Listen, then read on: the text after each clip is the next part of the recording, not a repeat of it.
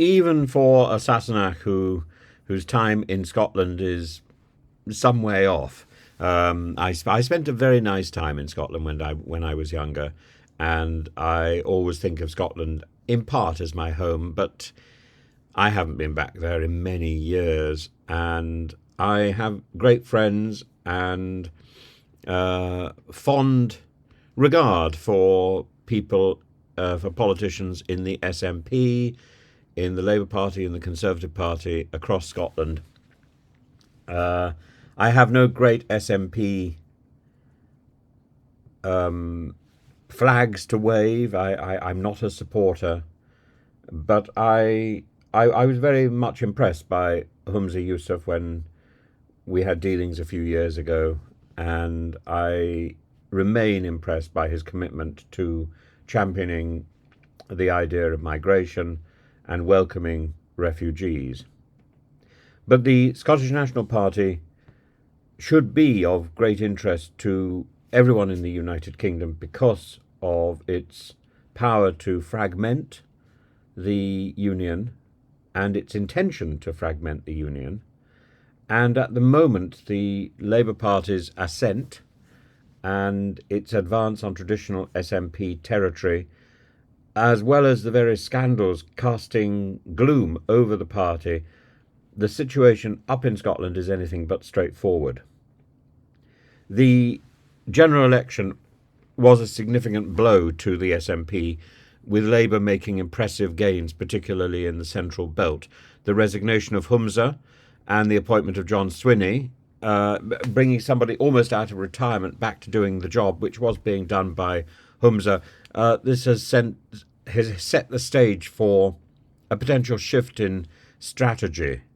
The Labour leaders, Anna Sawwar's declaration of Stage 2 in their campaign against the SNP underscores the party's ambition to capitalise on disillusion with the SNP's prolonged governance and the perceived lack of progress on the issue of independence. The SNP's reputation has been marred by internal divisions and by financial scandals, the sort of thing that tends to happen to any party in the UK that's been in power for too long.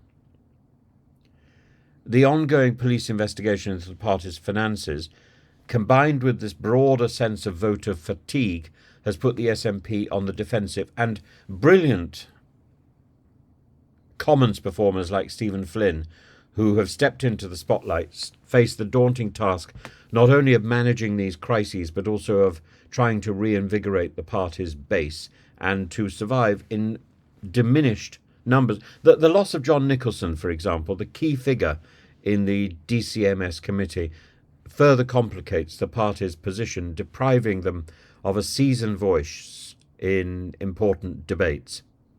Tommy Shepherd's recent blogs highlight the need for the SNP to clarify their vision for independence, to distinguish themselves from Labour, and with both parties sharing a centre-left platform, the SNP must find new ways in a very short space of time before the next Holyrood election to appeal to voters, particularly those disenchanted with Labour's cautious approach on issues like the two-child benefit cap. Kate Forbes, despite her divisive stance on social issues, represents a potential shift towards a pragmatic pro-growth agenda. The newfound cooperation between the SNP and Keir Starmer's government marks a significant departure from the adversarial relationship with previous Conservative administrations, and this collaboration could be seen in joint projects like the Acorn Carbon Capture Initiative, the establishment of GB Energy. But, it's a double-edged sword, and there are problems, like for example, the previous government's promise of investment in a mammoth computer system, and Rachel Reeves pulling the plug after the university, Edinburgh University, I think, had spent 31 million furnishing rooms for the development of this huge computer. Wasted money, wasted opportunity. And Scotland, I know, sees itself at the cutting edge of academia. and to have the rug pulled so firmly from under its feet by the new Labour administration must hurt. So as the SNP prepares for its conference in Edinburgh, there's a palpable sense of urgency. The party's leadership needs to navigate a delicate balance between reinvigorating its base and addressing practical issues of governing. With just 20 months until the Holyrood elections, the pressure is on Swinney and his team to deliver tangible results. That's less than 2 years. It's not very much time in a political framework. The SNP faces an existential challenge, and the next election will be a critical test, and not only for their vision of Scotland's future, but also for their ability to adapt to a rapidly changing political landscape and to the prospect of serious wobbles because of legal challenges around their former leadership.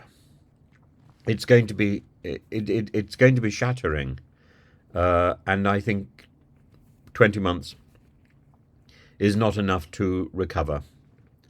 I don't think they can rise to the occasion. One thing is certain: this next 20 months is going to be crucial for its fortunes, and I don't think they look good.